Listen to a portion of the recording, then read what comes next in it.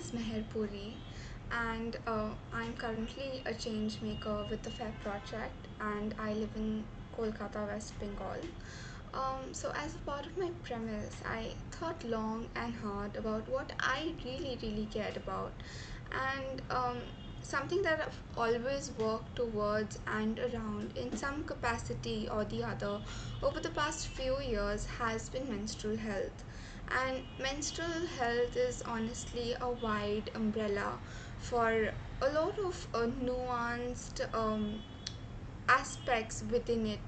It could be sustainable menstruation, it could be menstrual poverty, sexual and reproductive health, and I've worked around these themes uh, for a while now, and it's always been something that I've been very passionate about, especially as a menstruator myself. When we talk about menstruation in India, it's always been something that's been shrouded in all sorts of taboo, and there's some sort of silence around something that almost half of our population goes through, and it's a very natural and biological process of a human being's body. And yet, the kind of stigma that's attached to it, it almost feels like it's something that should never be spoken about. And fortunately for me, I was brought up in a family where menstrual health was something that was spoken about very openly. And so the stigma that I encountered around menstrual health was more around when I was speaking to people outside my family, and therefore it took me a really long time to realize how much of an issue it is in a country like ours today. And there are so many aspects of menstrual health that menstruators are denied. It could be having access to proper healthcare facilities when it comes to doctors and hospitals, making better choices, making more sustainable choices, and most importantly, living a life of dignity.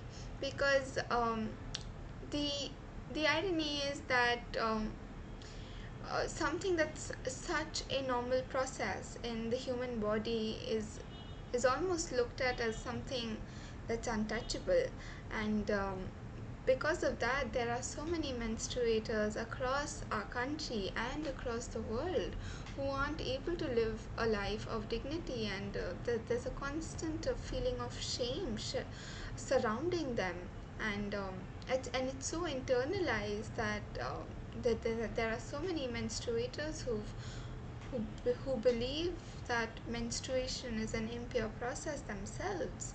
And of course, this happens through generations and generations of believing the same thing, and we can't fault them for it.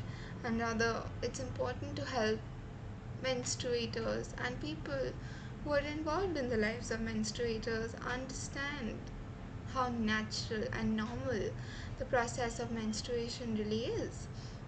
So, while working around the theme of menstruation, something that I sort of came across, and yet for some reason there wasn't enough conversation about it, was the impact that financial autonomy and finance has on better menstrual hygiene choices.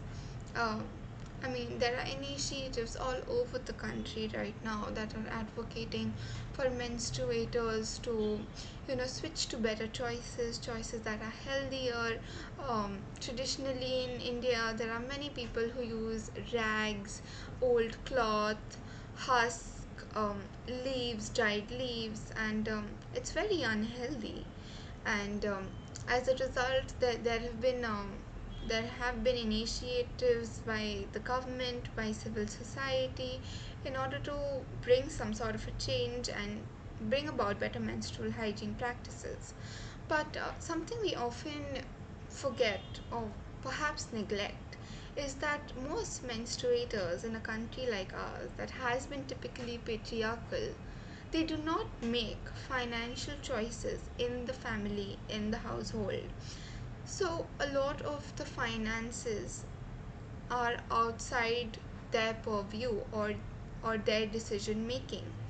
um, and Managing one's menstruation is an expensive task in this country.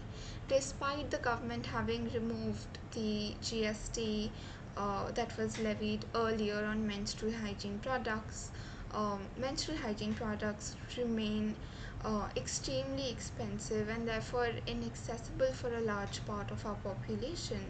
And there have been initiatives on part of the government to provide, economical alternatives to higher price products available in the market. However, um, those products provided by the government lack the kind of quality that any menstruator would require for them to be able to actually put those products to use. So as a result, menstruation is an expensive task, and it's a monthly task of sorts, due to which not every family, not every household in our country, which often has more than one menstruator, is able to afford the expense that comes with menstruation. And given the fact that financial decision making is largely made by men who are generally not menstruators, they do not realize the importance of having a safe, healthy, and dignified form of managing one's menstruation. And it's often looked at as secondary, as is women's health and menstrual health. In most parts of India, even today, it's relegated a secondary status, often something that one would only splurge on if they had surplus of income. But it's not looked at as a primary or an immediate need, or something that one would generally allocate a part of their budget for on a monthly basis.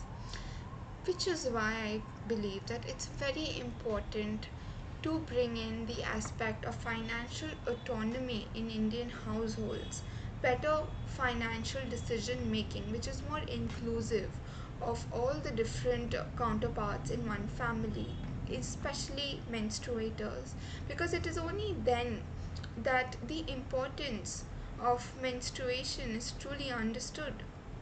Which is why, um, at a greater level, we need more people who experience similar things at the helm of decision making. This is simply a micro example of the very same idea which has floated around for a very long time.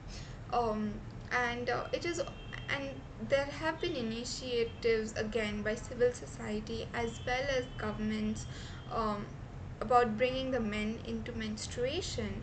And while there have been many an effort to educate non-menstruators about the importance of menstruation or normalize the process in their heads, uh, we often forget to touch upon how important it is that we actually spend our money on it. It's almost as if you would immediately buy a band-aid if a cut was to suddenly start bleeding, and it's not a secondary thought in your head as to whether you would buy it or not. Buying menstrual products and uh, allocating one's budget to it is extremely important as well, and which is why I believe at the helm of better menstrual hygiene choices in India is better financial autonomy and better financial decision making on part of menstruators within the Indian household.